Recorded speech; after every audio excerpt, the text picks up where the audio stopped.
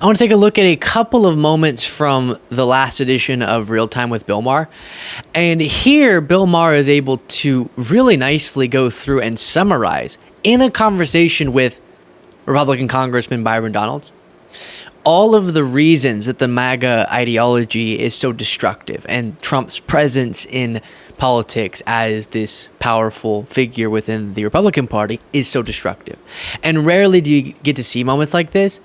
I wish that more in mainstream media, the CNNs of the world, etc., when interviewing folks like Byron Donalds, would be able to break it down like this. Because this is the case against Trump. And then also I'll play for you Pete Buttigieg, a part of his appearance on Bill Maher, and he had some great things to say about J.D. Vance, Trump's vice presidential running mate. But first this.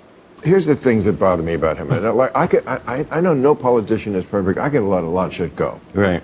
But one, he doesn't concede elections. That's always going to be a deal breaker for me. Does not concede elections and has gotten all you guys to pretend that they won the last election.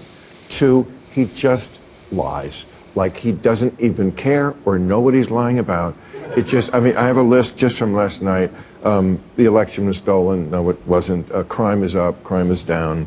Worst inflation ever. It's been 23. It's 3. You know, the people coming, illegals have killed hundreds of thousands of Americans. 107% of new jobs went to illegal aliens. I mean, you were in the hall. You heard this shit. It doesn't bother.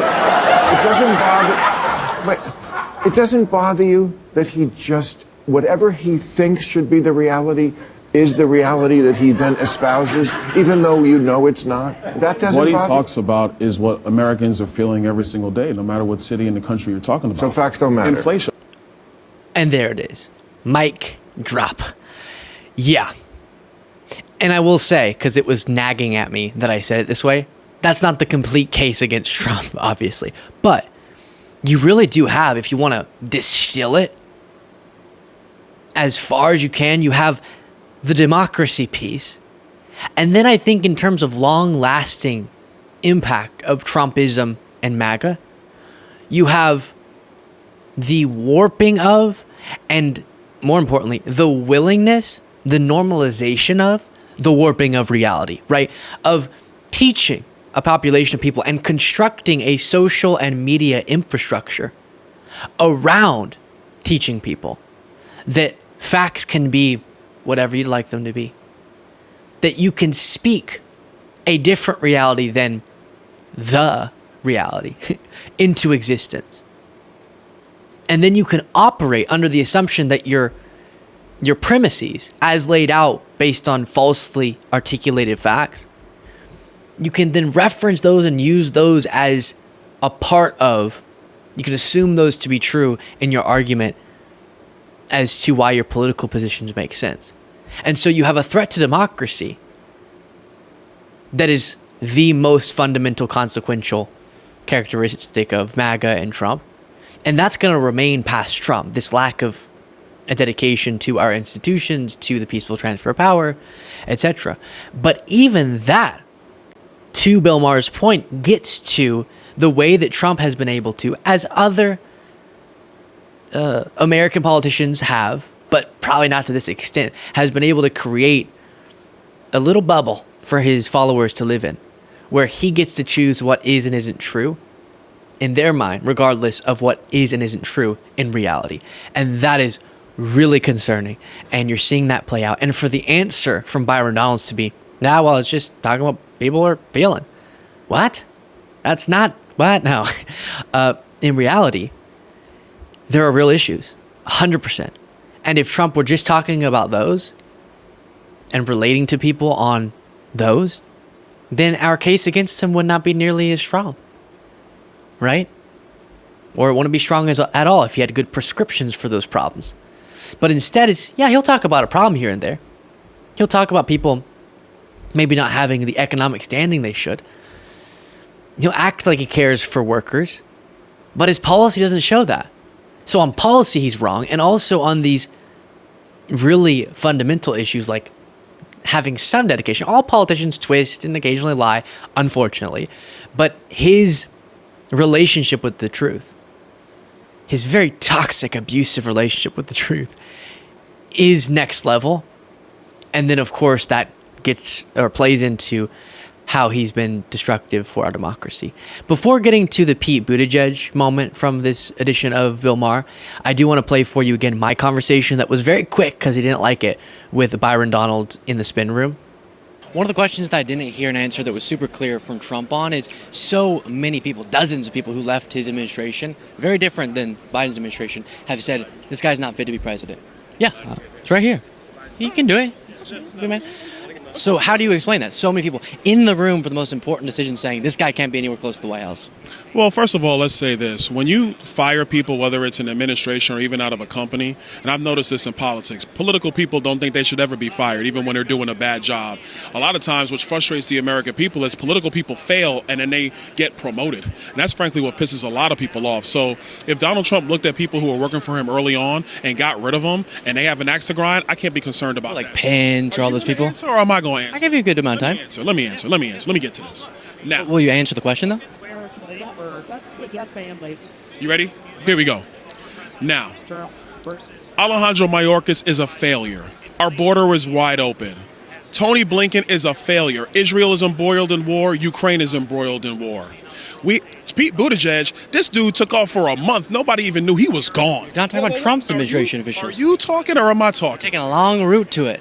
Bro, I know on your side, Mike Pence. Let's go with just Mike Pence. On your side, I know you guys will just use talking points, but when you get an educated answer, be patient and let me give it to you. I want to hear Mike Pence, other administration officials, then I'm ready. You go over there, and then when you're ready to have a conversation, come see me. Yes. I'm ready. I'm here. Yeah, so speaking of his relationship with the truth, the reason I was interrupting so much is because I knew how quickly the interview was going to be over. Just the nature of these sorts of on the ground in the spin room, you just got a lot of reports to talk to. So understandably, they can't spend a bunch of time with each individual person. So it was my mission with all the people we talked to insist that they either answer the question or I'm going to keep interrupting you, and that's probably going to bring the interview to an end. Because no, me saying, why do so many people who worked right next to close top cabinet officials and, senior officials in administration, how do you have all these people in important positions in the most important rooms with Trump who then leave the administration, either don't endorse him or go further than that and say he's a threat to democracy and completely unfit to be president? Your response to that can't be, honestly, justifying him firing those people. That was my question. It was, why are they saying, based on what they've observed, there's a threat to democracy there? And also, with the case of Pence just having a falling out, not endorsing him. But then also we get to him talking about Alejandro Mayorkas and Pete Buttigieg. No, that's not how we're gonna address that question, sir. Millions of people every single week watch this show who are not subscribed. Please, if you're one of those people, go ahead and click that subscribe button. It's easy, it's free. I appreciate it so much. Back to the video. Then we move to Pete Buttigieg, who does here what he does best, just breaking down effectively different issues. And here it's on the subject of Trump's newly selected vice presidential running mate, J.D. Vance. And you gotta see this. The other thing you get to do at a convention is roll out your vice presidential candidate, which in this case was J.D. Vance. Yeah. I know him a little bit. What do you think of him? Look, we're from the same generation. We're both from the Midwest, different parts of the Midwest. Right. I know a lot of guys like J.D. Vance. I've run into a lot of guys like him. Not so much when I was growing up in Indiana. Thiel. Peter Thiel is his big backer. Yeah, for sure. Okay, if people don't know who that is, he started PayPal. Yeah. He's gay. He's a billionaire. I mean, I've had a couple of people who knew you were coming on this week said, ask Pete what he thinks about Peter Thiel being so in love with J.D. Vance, who is flatly against gay marriage. So I think it's a profound contradiction, but maybe it's not that complicated. I know there are a lot of folks who say, what's going on with some of these Silicon Valley folks veering into Trump world with J.D. Vance and backing Trump? What are they thinking? Silicon Valley is supposed to be, they're supposed to care about climate. They're supposed to be, pro-science and rational and libertarians. So normally libertarians don't like authoritarians. What's up with that? I think it's actually, we've made it way too complicated. It's super simple. These are very rich men who have decided to back the Republican Party that tends to do good things for very rich men. I couldn't agree more. And by the way, that's kind of what you're getting with. That's kind of what you're getting with JD, right? So I knew a lot of people like him when I got to Harvard. I found a lot of people like him who would say whatever they needed to get ahead. And 5 years ago, that seemed like being the anti-Trump Republican. So that's what he was. Talked about how he was unfit, how he was cynical, called him an opioid, which is kind of a weird thing to say about a person, but definitely a really... But I mean, for somebody whose identity is that they're connected to Appalachia, which has an opioid crisis, that really is the darkest thing you could possibly say about Donald Trump, at least in public. But behind the scenes, apparently, he's actually calling him Hitler, right? Seriously. 5 years later, the way he gets ahead is that he's the greatest guy since sliced bread. And I'll stop it there, but you get the point. Yeah, super important. And I'm not the best at this because I almost understandably get focused on what are the foundational issues, like the democracy-related things I mentioned earlier. But we can't forget to inform people on just how pro-elite, that's the term Republicans have settled on, but actually their politicians are so often pro-elite. Trump, the one thing he was able to get done in a major legislative way was just shoveling whoosh, whoosh, whoosh, with one of those golden shovels that he would use. Money, more wealth in the direction of those who already have so much. Why is that your priority? What's going on with you?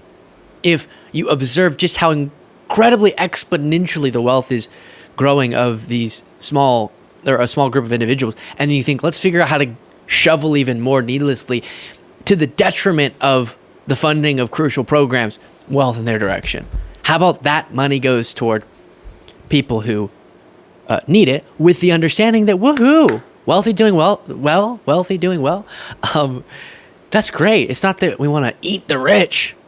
It's just, let's make sure they're putting into the system just some of what the system has allowed them to gain.